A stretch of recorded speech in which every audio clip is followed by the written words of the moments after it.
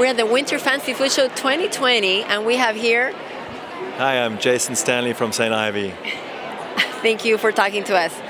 First of all, tell us a little bit about your product. Sure, we've got St. Ivy, the brand name. It's an elegant alternative to alcohol. We've got two SKUs. We've got a virgin gin and tonic and a virgin Moscone Mule. They're both aimed at people that want to either abstain from drinking alcohol or for those people that just want to take a break, and usually if they go out and have 2 or 3 drinks, they'll go and have one of ours, and then they'll go and have their glass of wine or their cocktail, and they'll have another one of ours, and that's what the drink is aimed for, an elegant alternative to alcohol. Research shows that people are drinking less alcohol nowadays. Why do you think that is? That's right, Alex. Yeah, it's amazing. You know, I used to work in the wine business for 15 years, and I used to sell a lot of wine, and when I used to go out and tell people I sell wine, and now I'm working on a virgin gin and tonic. 2 years ago, they would look at me and say, tell me about the wine. Now when they talk to me, I say, I'll do wine and virgin. They say, tell me about the virgin gin and tonic. And I think the reason for that is because there's just more research out there on some of the negatives around alcohol. I think it's also because people are busy these days and they want to be productive, and they got work to do, and they got kids to go home to, and as people age, their livers don't process the alcohol as well. So a variety of different reasons. So nowadays it's acceptable to go out and be social without having to have a drink. I think it is more acceptable to go out and drink more than it was so, but there's still a lot of pressure around drinking alcohol, the social pressure, the social norms.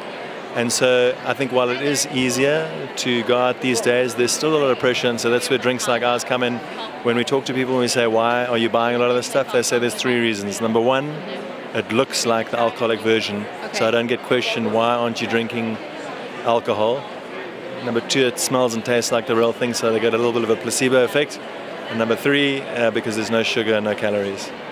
Oh, people nowadays are very savvy, and they want to know what's in their drink. And actually, they want to know what's in their food. Do they want to know what's in their drink as much as they want to know what's in their food? I'd say absolutely. I'd say people have evolved a lot more their palates around food, and they've been very critical of the ingredients, more so than in the past. And that trend of food, we see it shifting to beverages.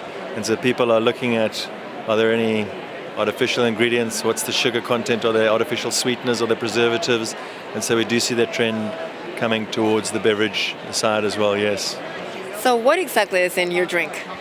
So we've got completely natural flavors to replicate the flavors found in a traditional cocktail. So in a gin and tonic, the way you make gin is you get juniper berry and you get a neutral spirit like a vodka, and you extract the flavor through a copper pot still. What we do is we extract that juniper berry, that same juniper berry, but we don't use a neutral spirit. We use water to extract the natural flavor of juniper berry to mimic the flavor of gin.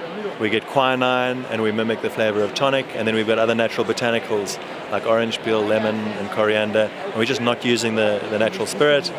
Similarly with our Moscone Mule, we've got natural ginger, we've got natural lime, and we've got a little bit of mint. So you don't have natural flavors. You're not missing anything then besides the alcohol?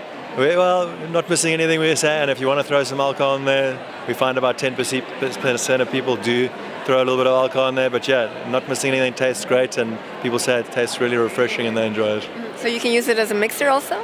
We find, we weren't planning on it, but we're finding about 10-15% of people throw gin or vodka in the drinks, and we say, why are you doing that? And they say, well, they're on a keto diet and they can't find a tonic that doesn't have sugar, or they just like the taste of ginger and they can't find a ginger beer that doesn't have a lot of sugar in it. If you look at most of the products on the market, ginger beers or tonics, they've got a decent quantity of sugar or calories in them, and so ours have no sugar or calories, so that's appealing to some customers.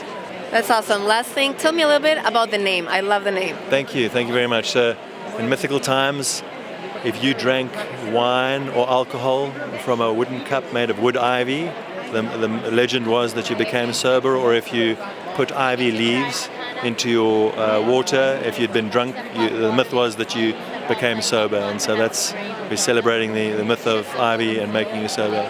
Makes sense. Perfect name. Thank you, Jason, so much. Lovely to talk to you. Thank you, Alex. Enjoy the rest of the show.